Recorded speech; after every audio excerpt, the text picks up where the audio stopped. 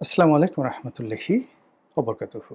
সম্মানিত দর্শক, আওয়ামী লীগ নিয়ে আলোচনা থামছে না, সমালোচনা থামছে না, পক্ষে এবং বিপক্ষে।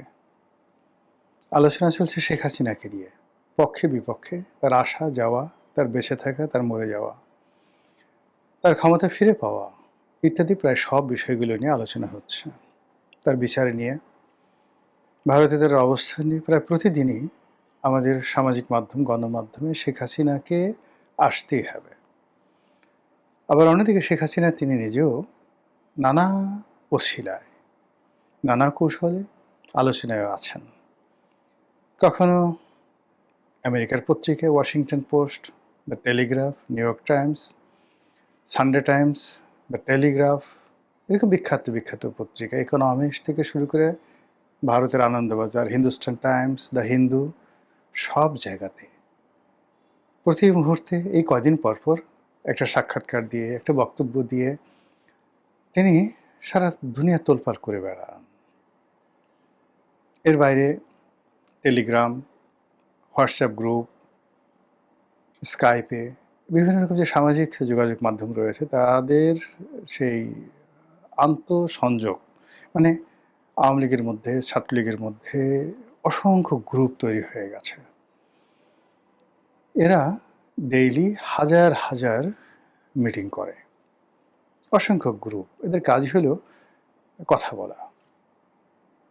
তো সেই কথা বলায় তারা নিজেরা নিজেরা কথা বলছে, দেশের সাথে দেশের বাইরের কথা হচ্ছে, এলাকার টু এলাকা কথা হচ্ছে, Patuakhali to Patuakhali, Patuakhali to Barishal, Patuakhali to Delhi, Patuakhali to যাকে বলা হয় London, London to America, America জয়ের সাথে কুড়িগ্রাম, নীলফামারী, মানে হাজার হাজার বক্তব্য হচ্ছে। এবং এই কারণে কি হচ্ছে যে উইদিন দ্য আওয়ামী লীগ, যেভাবে জামাত এই 2014 সন থেকে তাদের নিজেদের মধ্যে একটা আন্তঃযোগাযোগ তারা চালাচ্ছিল, ঠিক একই প্রক্রিয়াতে with more effective, with more professionalism, as well as যেটাকে বলা হয় আরও কৌশলী হয়ে, ট্যাক্টফুল হয়ে, ডিপ্লোম্যাটিক্যালি আওয়ামী লীগ নিজেদেরকে চাঙ্গা রাখছে, উষ্ণ রাখছে।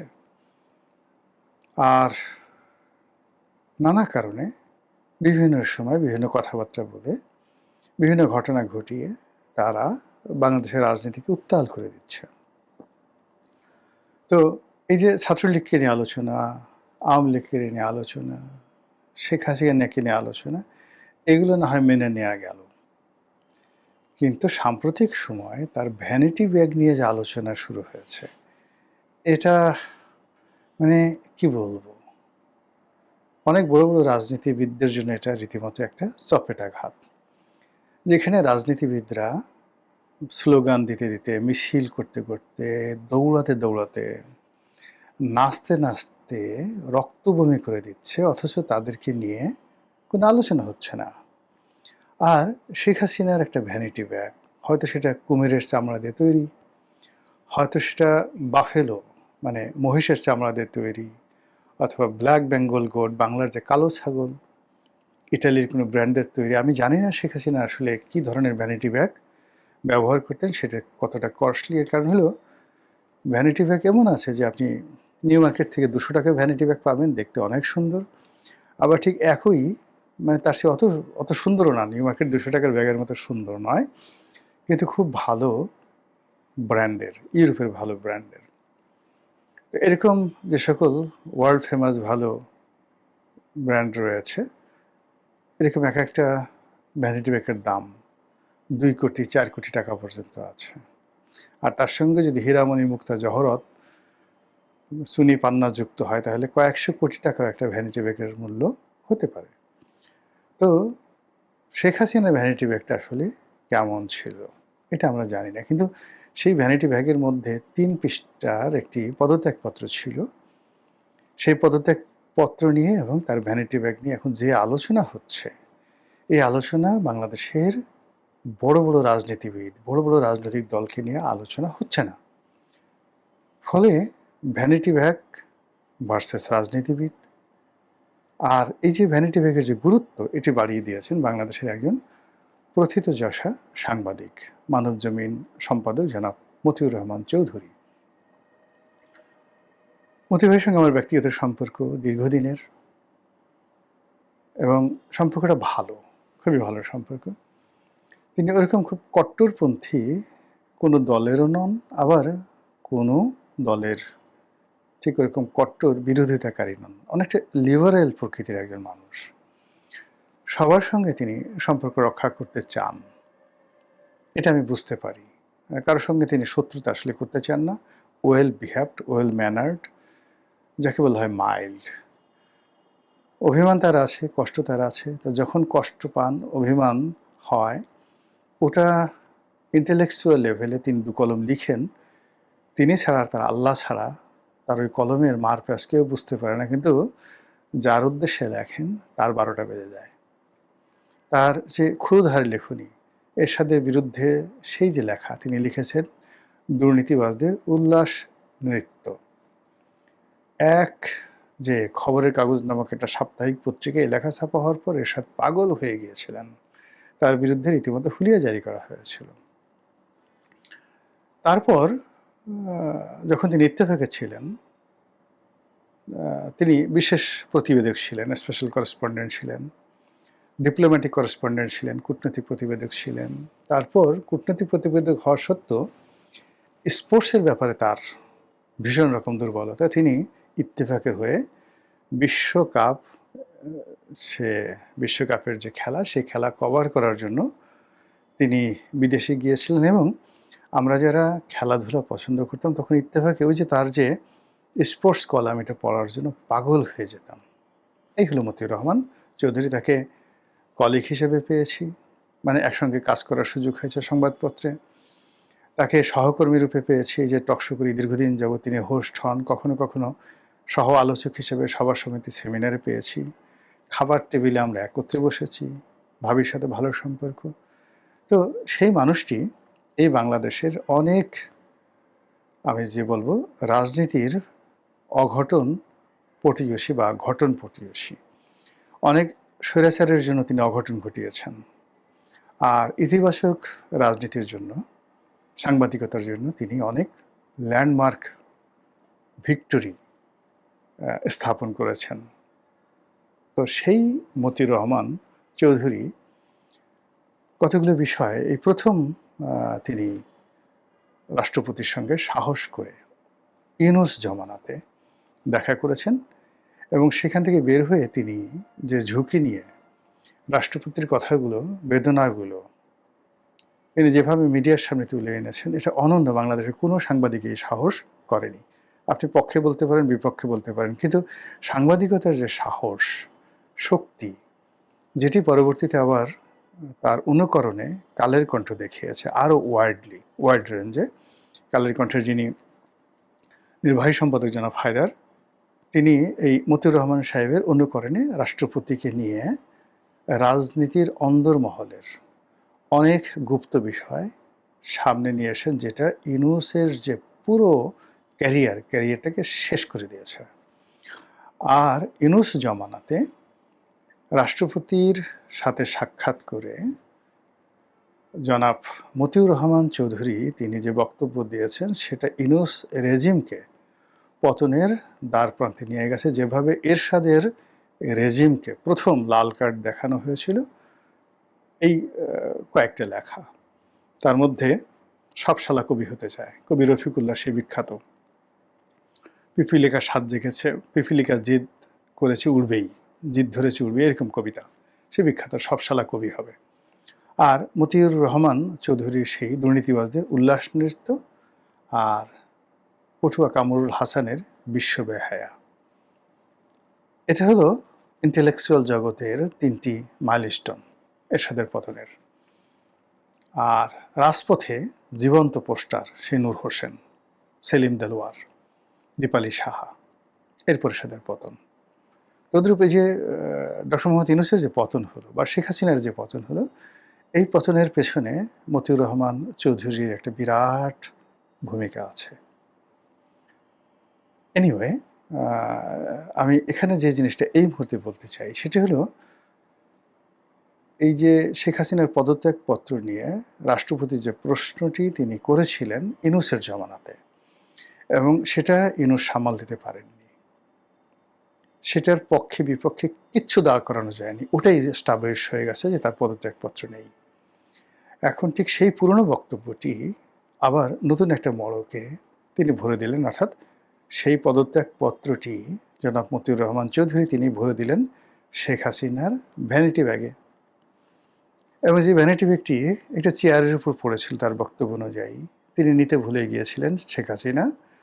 যখন তার সেই ভ্যানিটি ব্যাগের কথা মনে পড়ল তখন তিনি সেই ভ্যানিটি ব্যাগটা আনতে বললেন এবং ভ্যানিটি ব্যাগটি হেলিকপ্টারে উঠে গেল। এই ঘটনা, এ কাহিনী, এ উপন্যাস, এ গল্প আমরা জানতাম না। এটা অবশ্যই সত্য। এর কারণ হলো, যদি আপনি তার অতীত ক্যারিয়ার দেখেন মতিউর রহমান চৌধুরীর, তিনি বোগাস কোনো গল্প তৈরি করেন না, অপ্রয়োজনীয় কোনো কথা বলেন না, এবং তিনি যখন কোনো একটা বিষয় মার্ক করেন বা সৃষ্টি করেন ওটা ইতিহাস হয়ে যায়। শেখ হাসিনার জমানাতে তাকে পালিয়ে বেড়াতে হয়েছে এবং শেষ সময় বেশ কিছুদিন, প্রায় বছরখানেক তিনি প্রাণ ভয়ে লন্ডনে ছিলেন। এরশাদের জমানাতে একই অবস্থা তার হয়েছিল। সেই তুলনায় বেগম জিয়ার জমানাতে, দুই জমানাতে, বা এই বর্তমান তারেক জিয়ার জমানাতে তিনি his in a better position. তো এই বেটার পজিশনে থাকা অবস্থায় তিনি এই যে ভ্যানিটি ব্যাগের কথা বললেন, ৩ পৃষ্ঠা পদত্যাগপত্রের কথা বললেন, আর ভ্যানিটি ব্যাগটি গণভবনে না রেখে তিনি যদি বলতেন যে এটি হারিয়ে গেছে, তাহলে হয়তো মিথ্যা কথা বলা হতো, কিন্তু সরকার স্বস্তি পেত। কিন্তু তিনি যে কথাটা বললেন, এতে করে সরকারের মধ্যে কিন্তু মারাত্মক আতঙ্ক তৈরি হয়েছে। আর সবচেয়ে বেশি আতঙ্ক তৈরি হয়েছে জেনারেল ওয়াকারুজ্জামানের। তারপর আতঙ্ক তৈরি হয়েছে প্রেসিডেন্ট, বর্তমান যিনি প্রেসিডেন্ট শাহাবুদ্দিন চুপ্পুর। আতঙ্ক তৈরি হয়েছে বর্তমান প্রধানমন্ত্রী তারেক রহমান সাহেবের, এবং জামাতের আমির, তিনিও আতঙ্কমুক্ত নন। এই ৩ পৃষ্ঠার যে পদত্যাগপত্র, এবং সেটা তিনি কি লিখেছিলেন, সেটাতে তিনি স্বাক্ষর করেছিলেন কি করার সুযোগ পাননি, সেইটায় কি কি লেখা ছিল, তারপরে যেভাবে সেটা টাইপ হয়েছে না, তিনি নিজের হাতে লিখেছেন যেটা টাইপ হওয়ার কথা, এবং এই সকল কথা মতিউর রহমান চৌধুরী বলেছেন নির্ভরযোগ্য সূত্র। অর্থাৎ ওখানে যে সকল গোয়েন্দা সংস্থার কর্মকর্তা আছেন, আপনারা জানেন যে বড় বড় সাংবাদিক, তাদের সবার সঙ্গে এনএসআই, ডিজিএফআই এদের একটা খুব ভালো সম্পর্ক থাকে। এখন দেশের বাইরে থেকে যেমন জুলকারনাইন সাহেব তিনি বক্তব্য দিচ্ছেন, অনেক মানে একেবারে গোপন সব মানে ছবিগুলো প্রকাশ করে দিচ্ছেন। পিনাকি তার বেডরুমে কি করছে, পিনাকি লন্ডনে গিয়ে তার কোন বন্ধুর বাসায় গিয়ে কোলবালিশ নিয়ে কিভাবে শুয়ে আছেন, সেই সমস্ত ছবি, বা তিনি তুরস্কেতে কার সাথে বৈঠক করতে যাচ্ছেন, সে সকল ছবি পেছন দিক থেকে কি করে জুলকারনাইন সাহেব তুলে ফেলেন। নিঃসন্দেহে তার একটা কানেক্টিভিটি আছে। তো জুলকারনাইন সাহের বয়সে মতি ভাইয়ের ছেলের বয়সী, আমাদেরও অনেক ছোট বয়সে জুলকারনাইন সাহের একেবারে ছোট বয়সী। সেটা সায়ের দেখে মনে হয় যেন চুল দাড়ি পেকে গেছে, কিন্তু আপনি ওর আগে ও যখন আর্মিতে ছিল তখন দেখলেই বুঝতে পারবেন। তো সেই জুলকারনাইন সায়েরের যদি কানেক্টিভিটি এই পর্যায়ে হয়, social connectivity, the international connectivity, তারপর তার যে ডিপ্লোম্যাটিক কানেক্টিভিটি, গোয়েন্দা কানেক্টিভিটি, সেক্ষেত্রে মতিউর রহমান চৌধুরীর কানেক্টিভিটি কোন পর্যায়ে এবং কতটা অথেন্টিক হতে পারে। কাজে তিনি যে এই যে ভ্যানিটি ব্যাগ তথ্য দিয়েছেন, ভ্যানিটি ব্যাগ আলোচনায় দিয়েছেন, এটা থামবে না, এটা চলতে থাকবে, এবং এটা আমাদের এই জাতিকে ভোগাবে, অনেক অনেক ভোগাবে। আমার এখন প্রশ্ন যে মতি ভাই হঠাৎ করে এই ভ্যানিটি ব্যাগ সামলে আনলেন কেন? তিনি তো না আনলেও পারতেন। তিনি কেন এই প্রসঙ্গটি সামনে আনলেন? তিনি এমনি এমনি আনেননি।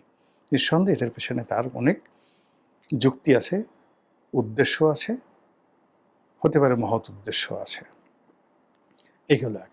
কিন্তু আমার কষ্ট লাগছে যে এত কিছু রেখে আমরা এখন শেখ হাসিনার ভ্যানিটি ব্যাগ নিয়ে ব্যস্ত হয়ে পড়েছি, এবং এই ভ্যানিটি ব্যাগ কিন্তু যেন তেন ভ্যানিটি ব্যাগ নয়। এবং এর আগে পার্লামেন্টেও কিন্তু মানে বিএনপির পক্ষ থেকে বলা হয়েছিল যে শেখ হাসিনার ভ্যানিটি ব্যাগে করে তিনি ওই রিমোট কন্ট্রোল নিয়ে গেছিলেন বা বোমা নিয়ে গিয়েছিলেন।